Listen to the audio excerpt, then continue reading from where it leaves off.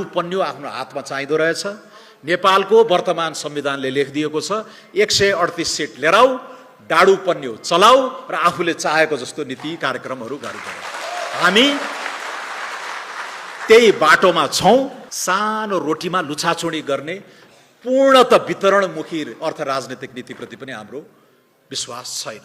चिडाएर भिडाएर लडाएर होइन कि equality of अपर्च्युनिटीको माध्यमबाट त्यसको न्यायिक वितरण पनि हुनु पर्यो। ती अवसरहरूमा न्यायिक पहुँच पनि पुग्नु पर्यो। हामी आकांक्षाको सकारात्मक आकांक्षाको राजनीति गर्न चाहन्छौँ।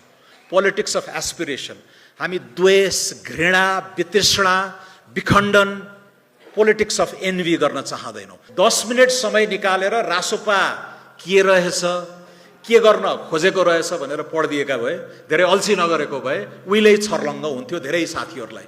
हामी लिबरल डेमोक्रेसी मात्र होइन, प्लुरल लिबरल डेमोक्रेटिक पार्टी हो। त्यसैले यसमा सबैजना अटाउनुहुन्छ, ससम्मान अटाउनुहुन्छ विथ डिग्निटी। त्यसको लागि हामी असाध्यै इमानदार पहल गरिरहेका छौँ। हामीले चौथो दफामा लेखेका छौँ अप्रिय ऐतिहासिक विरासत।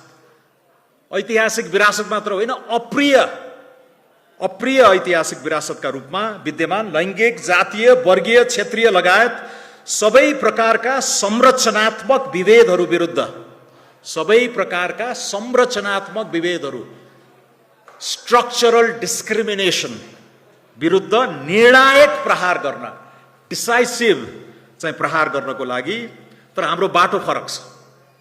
हामीले भनेका छौँ अवसरहरूको न्यायिक वितरण, पहुँच र उपयोग। अवसरहरूको हामी इक्वालिटी अफ अपर्च्युनिटीमा विश्वास गर्छौँ।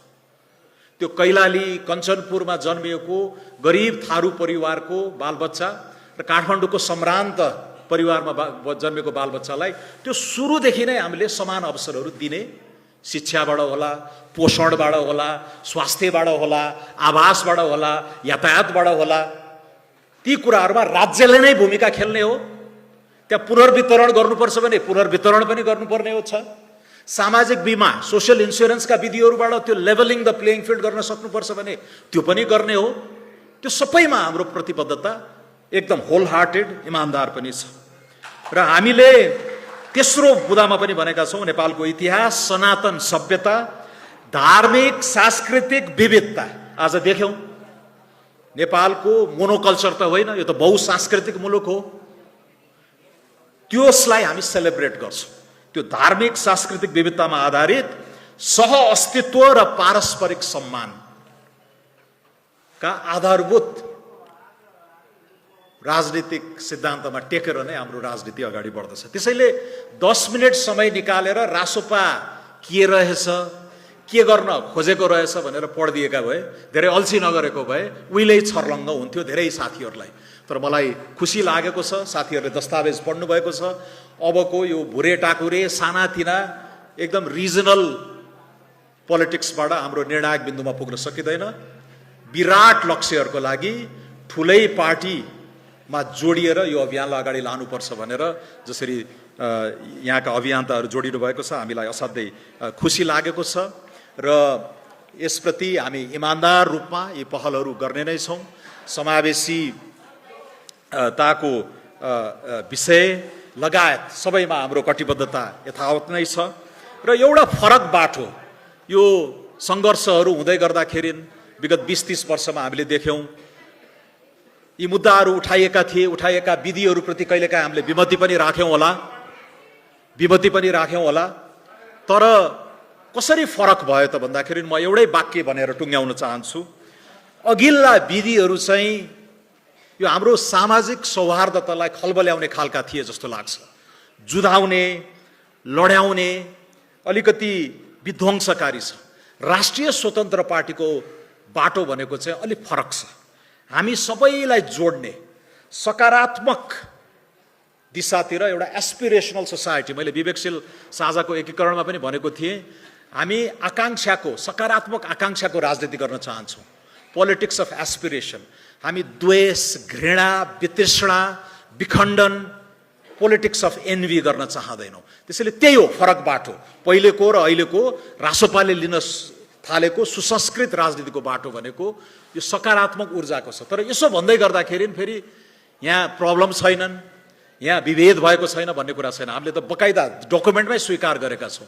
तर त्यसको सम्बोधन गर्ने बाटो पनि चिडाएर भिडाएर लडाएर होइन कि इक्वालिटी अफ अपर्च्युनिटीको माध्यमबाट त्यसको न्यायिक वितरण पनि हुनु पर्यो, ती अवसरहरूमा न्यायिक पहुँच पनि पुग्नु पर्यो र त्यसको उपयोग र उपभोग पनि सम्मानजनक होस् भन्ने कुरामा हामी स्पष्ट छौँ। त्यो सबैको लागि हाम्रो अर्थतन्त्रको आकार पनि ठुलो हुनुपर्दछ। पुनर्वितरण वा सामाजिक बीमाका लागि हाम्रो ढुकुटीको साइज पनि ठुलो हुनुपर्नेछ र त्यसैले हामीले भनेका छौँ सामाजिक न्याय सहितको उदार अर्थतन्त्रमा हामीलाई विश्वास छ। धनीको खोसेर गरिबलाई बाँड्ने मात्र राजनीति हामीलाई स्वीकार्य छैन। सानो रोटीमा लुछाचुडी गर्ने पूर्णत वितरणमुखी अर्थ राजनीतिक नीतिप्रति पनि हाम्रो विश्वास छैन। त्यसैले हामी फरक छौँ।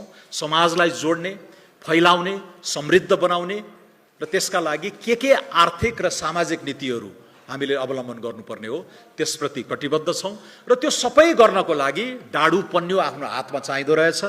नेपालको वर्तमान संविधानले लेखिदिएको छ 138 सिट लिएर आऊ, डाडु पन्यु चलाऊ र आफूले चाहेको जस्तो नीति कार्यक्रमहरू गर्नु।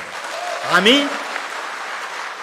त्यही बाटोमा छौँ र आज देशको अनुहार जस्तो छ, हाम्रो पार्टीको अनुहार पनि त्यस्तै हुनुपर्छ भन्ने गरेर सुरु गरेको अभियानमा असाध्यै समृद्ध संस्कृति बोकेको, लामो समयसम्म सङ्घर्ष गर्नुभएको, शोषित पीडित दबाइएको एउटा ठुलो समुदाय जुर्मुराउन खोज्दैछ, उठ्न खोज्दैछ र राष्ट्रिय स्वतन्त्र पार्टीलाई त्यो महान लक्ष्यकोमा होस्टेमा हैसे गर्नलाई एउटा जुन मैदान उपलब्ध भएको छ, जुन प्रदान गर्न सकिएको छ, त्यसले हामीलाई साँच्चीकै उत्साहित बनाएको छ र हामी आज खुसी छौँ। र म फेरि पुनः दोहोऱ्याउँछु, नेपालको इतिहासमा सामाजिक न्यायका लागि यो ऐतिहासिक दिन साबित हुनेछ। हस्त धेरै धेरै धन्यवाद, शुभकामना।